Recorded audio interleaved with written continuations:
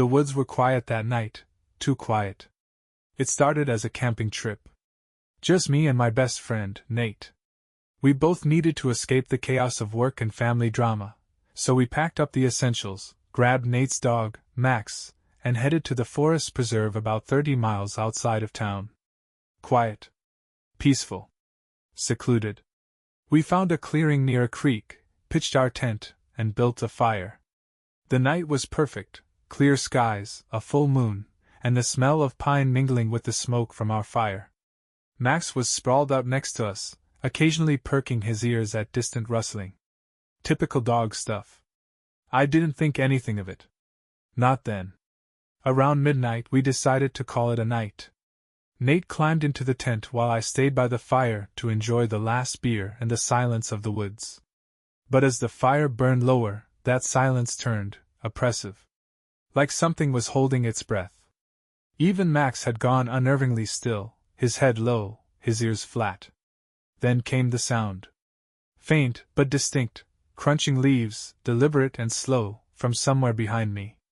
I froze, staring into the darkness beyond the dying firelight. "Nate?" I called out. No answer. Just the crunch, crunch, crunch, moving closer. Max growled low in his throat, his fur bristling. I grabbed the flashlight and swung the beam in the direction of the noise. Nothing. The forest was empty. But the feeling of being watched made my skin crawl. I chalked it up to nerves and fatigue, doused the fire, and crawled into the tent, trying to shake the unease. That was when I had the dream, or maybe it wasn't a dream at all. I was standing in the middle of the woods, barefoot, shivering. The trees loomed tall and skeletal, their branches clawing at the sky. A shadow moved between them, unnaturally tall and thin. I couldn't see its face, if it even had one, but its presence pressed down on me, heavy and suffocating. I couldn't move. Couldn't scream. Then its long, spindly arms reached for me, and I jolted awake. The tent was suffocating. Nate was snoring softly, and Max was whining in his sleep. My heart was pounding, and my skin felt clammy. I sat up to catch my breath, and that's when I saw it, a shadow standing just outside the tent. Motionless. Unmistakable. Tall and angular, its arms dangling grotesquely by its sides. I blinked, and it was gone. I shook Nate awake, babbling about what I'd seen, but he waved me off, grumbling something about overactive imagination, before rolling over. Frustrated and terrified, I stayed awake until dawn, clutching the flashlight like it was a weapon. Morning brought a sense of relief, but something still felt off. Max refused to leave my side, his tail tucked between his legs. Nate finally admitted he felt uneasy too, though he wouldn't say why. We decided to pack up early and head back to civilization. That's when we found the footprints. They weren't ours. Too large, too far apart, and too deep in the earth. They circled our campsite, meandering closer to the tent before veering off into the woods. Nate tried to rationalize it. "A hunter, maybe," he said, but his voice betrayed his doubt. We followed the tracks for a short while, curiosity overriding fear, but they disappeared into the underbrush as abruptly as they'd begun. The drive home was silent. Neither of us knew what to say. A part of me wanted to laugh it off, but the memory of that shadow outside the tent, and the weight of its gaze, kept me quiet. That was 3 weeks ago. Since then, I've noticed things. Shadows in the corner of my eye. The sensation of being watched, even in my own home. Max, who I kept after Nate moved, now refuses to go outside after dark. And last night, I found muddy footprints in my living room. I live on the 3rd floor. If anyone knows what this is, or how to make it stop, please tell me. I don't think I'm alone anymore. And the woods? I'll never go back. Not for all the peace in the world. It's been a week since I posted about the footprints. I've barely slept, and when I do, the dreams keep coming. Always the same. The woods, the shadow, the feeling of being crushed under its gaze. But last night, something changed. This time, I wasn't alone in the dream. Nate was there. He was standing a few feet away, staring at me with wide, vacant eyes. His mouth opened like he was about to say something, but no sound came out. And then, like a puppet with its strings cut, he collapsed. That's when I saw it, looming behind him, impossibly tall, its arms stretching out like shadows in the moonlight.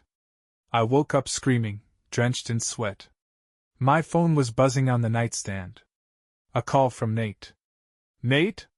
I croaked, my voice shaking as I picked up. There was silence on the other end, then a low, crackling static. Finally, his voice broke through, weak and distant. "Don't look outside." The line went dead. My blood turned to ice. I didn't even want to move, but my body betrayed me. Slowly, against every instinct screaming at me to stop, I turned toward the window. At first, there was nothing. Just the empty street lit by the sickly orange glow of the streetlights. But then I saw it, a figure standing just beyond the pool of light. Tall. Thin. Motionless. I blinked, and it was closer. I don't remember much after that. I must have blacked out because I woke up on the floor, the morning sunlight streaming through the blinds. My phone was clutched in my hand, and when I checked it, there was one new voicemail.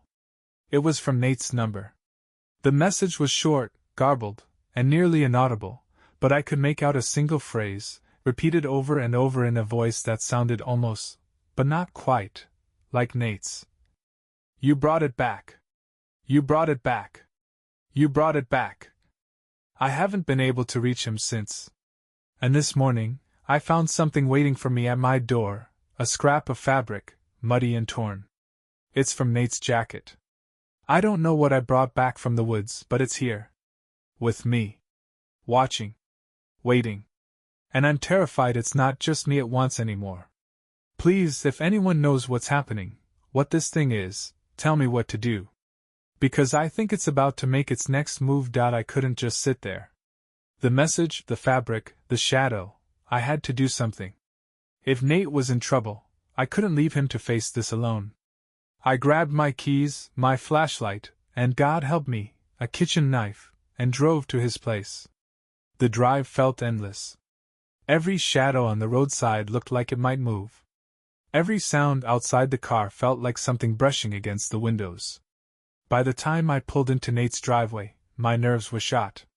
His house was dark, the curtains drawn, and Max was nowhere to be seen. I knocked. No answer. I tried the door. It was unlocked. The inside smelled wrong. Like damp earth and rotting leaves. I called out, my voice trembling. "Nate? Are you here?" Something thumped upstairs. I froze.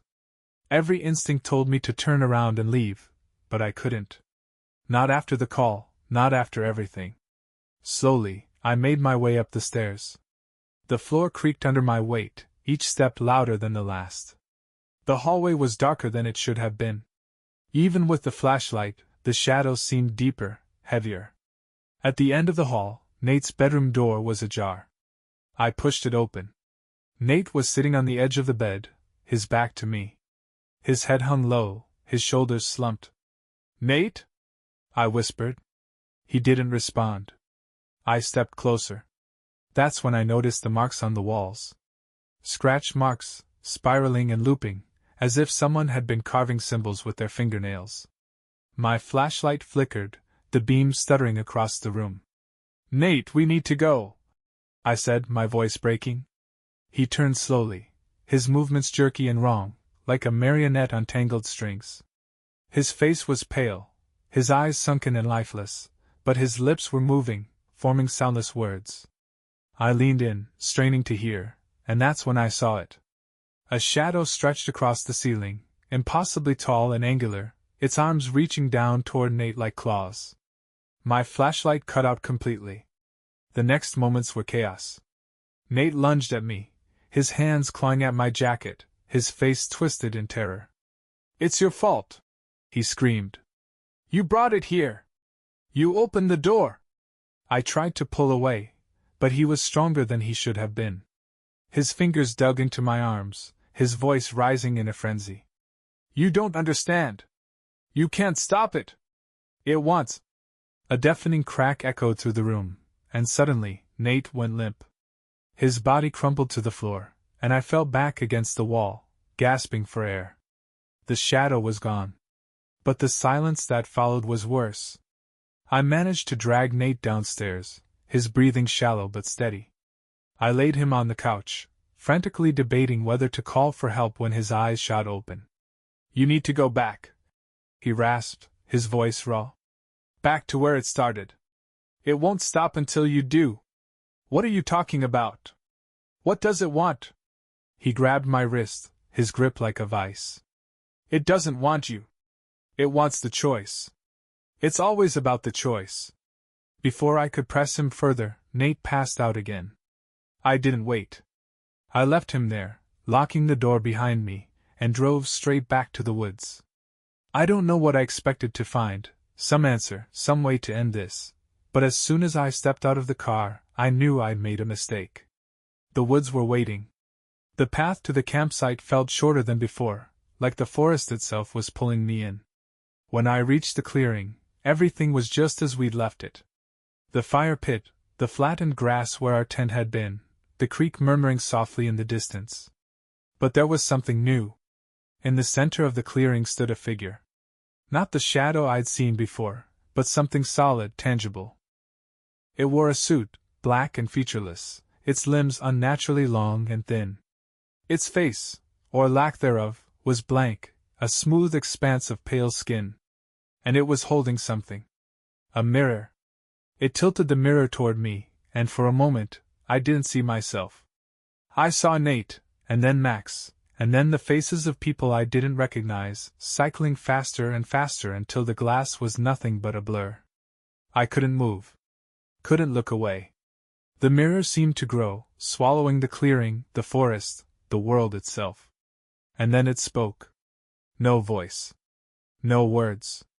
Just a feeling, pressed into my mind like a brand. Choose. I don't remember what happened next. All I know is I woke up on the side of the road, my car idling nearby. My hands were caked with dirt, my clothes torn, and in my pocket was the scrap of fabric I'd found at my door. But it's not just a scrap anymore. It's Nate's entire jacket, folded neatly and covered in symbols. I don't know what I chose. I don't know what I've done.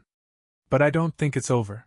After waking up on the roadside with Nate's jacket in my hands, I drove home in a daze. The jacket felt heavier than it should have, like it was weighed down by more than fabric. When I unfolded it on my kitchen table, the symbols carved into its surface seemed to writhe and shift, their patterns both familiar and foreign. Then I saw the note. A scrap of paper tucked into the jacket's pocket, written in a handwriting that looked eerily like my own. 3 words. You made it. I wanted to burn it, to destroy the jacket and everything connected to it, but my hands wouldn't obey. Instead, I felt compelled to put the jacket on. As the fabric settled over my shoulders, the world around me shifted, blurring at the edges. I wasn't in my kitchen anymore. I stood in the clearing again, but it wasn't the same. The trees were gnarled and blackened, their branches twisting into unnatural shapes. The creek was dry, its bed cracked and filled with bones. And at the center of it all was the figure. The Slender Man. Its blank face turned toward me, though it had no eyes to see. It held the mirror again, and this time, when it tilted the glass, the reflection was clear. It was me. But not just me. It showed every version of me, every choice I had ever made and every choice I had avoided. Each path, each possibility, rippled across the surface of the mirror like water. I saw myself staying home that weekend, never camping with Nate. I saw myself ignoring the footprints, the calls, the dreams. I saw myself turning back from the woods, walking away from the clearing. And then I saw the truth.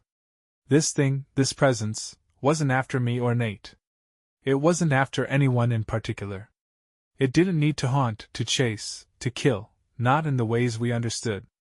It existed to feed on decisions. On the endless web of what-ifs that make up our lives. Every time we choose, we create echoes of what could have been, and those echoes are its sustenance. When Nate had screamed that I brought it back, he was right. My decision to investigate, to follow the tracks, to go back to the woods, that was the door I'd opened, Every choice I made had strengthened it, drawn it closer, until it could manifest fully in my world. Now, standing in its domain, I understood what it wanted from me. Choose again. The mirror shifted, showing two paths. One led to Nate, his body lifeless and crumpled on his couch. Max, too, was gone, his collar lying abandoned in the corner of the room. The weight of their absence pressed down on me like a stone. The other path led to me, sitting safely at home, typing this story as if none of it had ever happened. The woods, the mirror, the Slender Man, all just a figment of my imagination. Nate would be alive. Max would be barking at the door. My life would go on, untouched by this nightmare. It wasn't real. It couldn't be real. But that's the thing about choices, they're never free. What happens to the other path? I asked, my voice barely a whisper. The figure tilted its head, as if considering the question. Then it stepped closer, the mirror filling my vision. The images blurred again, faster and faster, until I saw nothing but darkness. And in that darkness, I heard the answer. It doesn't matter. The weight of understanding crushed me. If I chose to erase this, to return to my normal life, the nightmare wouldn't end, it would simply shift to someone else. Another version of me, another branch of the web. The Slender Man would always exist, always feed, because there would always be choices. I wanted to scream, to fight, but there was no escape. There never had been. So I chose. I'm back in my kitchen now. The jacket is gone. The symbols are gone. Nate is gone. And I'm here writing this. But as I type, I realize something's wrong. The words on the screen, they're not mine anymore. They're twisting, changing, forming a message I didn't write. You made it. The mirror is behind me. And I think it's your turn. It's been 2 days since I posted the last update, and I swear the mirror is following me. It's not in the house, at least not all the time, but every time I glance at a reflective surface, there's something just out of view. A shadow. A flicker. The edge of that smooth, pale face. It's worse at night. I'll be sitting in my living room, trying to drown my thoughts in TV or music, but the static creeps in anyway. A faint hum that gets louder and louder until I can't think. Can't breathe. And then I see it, the mirror, not in front of me but inside me. It's like my mind is holding a reflection I can't turn away from. And it's showing me things. It's showing me you. I don't know how to explain it, but I see faces, places, moments that don't belong to me. Someone reading this, sitting in a dimly lit room, their finger hovering over the next post button. Another person, scrolling late at night, the glow of their phone casting shadows on their walls. I think it's spreading. The mirror wasn't just about me. It was about every choice I've ever made, every connection I've ever formed. By choosing to write this, to share what happened, I've opened the door wider. And now it's looking at all of you. You probably don't believe me. I wouldn't blame you. I'd dismiss this as some online ghost story too, except the signs are everywhere. Have you felt it yet? The flicker of something behind you when you pass a mirror? The faint sound of static when your house should be silent? The sensation that someone, or something, is watching, just out of sight? That's how it starts. It doesn't want to hurt you. Not directly. It doesn't need to. All it needs is for you to notice it, to acknowledge its presence. Once you do, it grows stronger. More real. And then it will ask you to choose. I don't know how to stop it.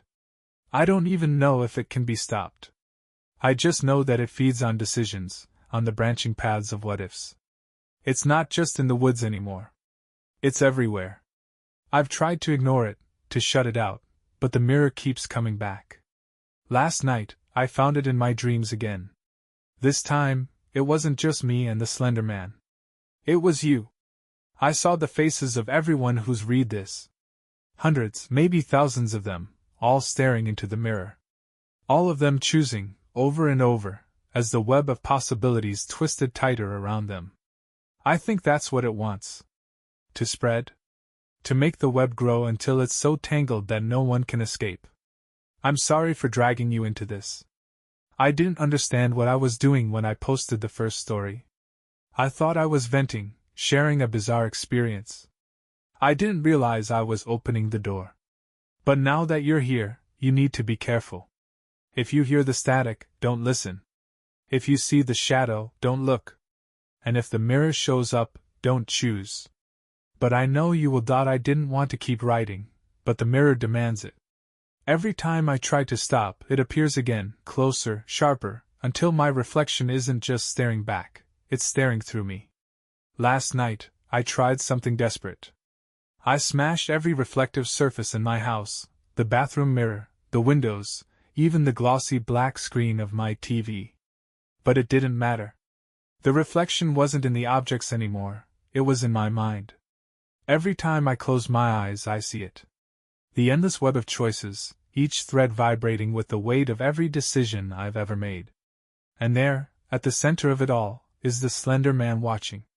Waiting. But something's changed. The mirror has started showing me a third path.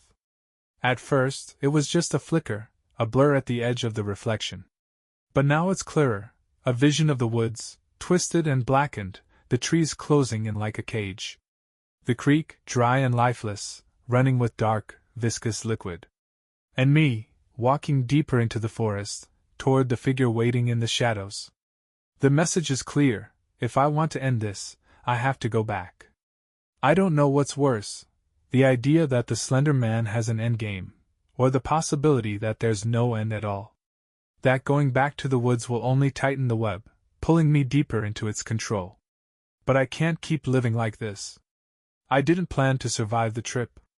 When I reached the clearing, the air was wrong, heavy and oppressive, the scent of decay clinging to my lungs. The forest was alive, its branches shifting and twisting, though there was no wind. And there it was, standing at the center of the clearing, the Slender Man. The mirror was gone, replaced by something even worse. It was holding Max. The dog was limp in its long, spindly arms, his fur matted with blood. My heart shattered at the sight, but I couldn't move. The Slender Man tilted its head, as if mocking me, and then dropped Max to the ground like a discarded toy. I ran to him, tears streaming down my face, but I already knew it was too late. His body was cold, his eyes glassy. I cradled him, my sobs echoing in the unnatural silence. "Why?" I screamed, my voice raw. "What do you want from me?" The figure didn't move, but I felt the answer press into my mind, heavy and inescapable. "It doesn't want you." The realization hit me like a punch to the gut. It had never been about me. It wasn't personal. I was just another thread in the web, another choice to feed its endless hunger. But then why show me this? Why bring me back to the clearing? That's when I saw it. The jacket. Nate's jacket, lying in the dirt at the figure's feet, its symbols glowing faintly in the darkness. It was offering me another choice. I could take the jacket and walk away, leaving the web intact, the cycle unbroken. Or I could refuse, and become a part of it forever. I hesitated, my hands trembling. The weight of every decision I'd ever made pressed down on me, suffocating. And then I heard a voice. "Nate?" It was faint, barely more than a whisper, but it was him. I turned, and there he was, standing at the edge of the clearing, his face pale and gaunt, his eyes wide with fear. "Don't do it," he said, his voice trembling. "If you take the jacket, it'll follow you forever. But if you refuse—" He didn't finish. He didn't have to. Refusing meant surrendering to the Slender Man, letting it consume me, body and soul, until I was nothing but another echo in the web. But taking the jacket meant condemning someone else. Maybe Nate. Maybe you. The Slender Man stepped closer, its presence crushing. It tilted its featureless head, waiting. I looked at Nate, at Max's lifeless body, at the jacket glowing faintly in the dirt. And then I made my choice. I woke up in my bed this morning. The jacket was gone, the mirror nowhere in sight.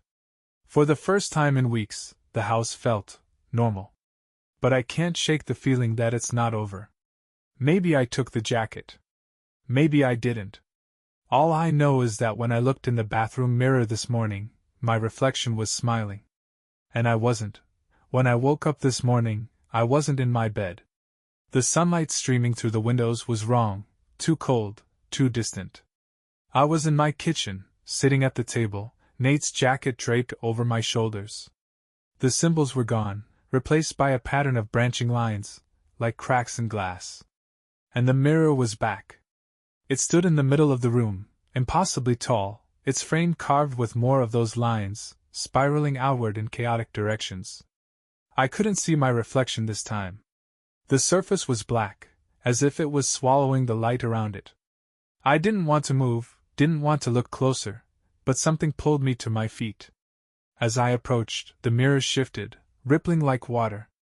And then I saw it, not me, not my face, but the clearing. The woods. And Nate. He was back in the clearing, staring up at the Slender Man with empty eyes, his arms hanging limp at his sides. The jacket wasn't on him. It wasn't anywhere. But he was speaking. At first, the words didn't make sense. They sounded like static, distorted and garbled. But as I watched, they became clearer. "It's done," he said. The Slender Man tilted its head, its arms unfolding like shadows stretching toward the sky. And then, slowly it turned. Not toward Nate. Toward me. I stumbled back from the mirror, my pulse pounding in my ears. The jacket slipped from my shoulders, pooling on the floor like oil. The mirror's surface rippled again, showing something new.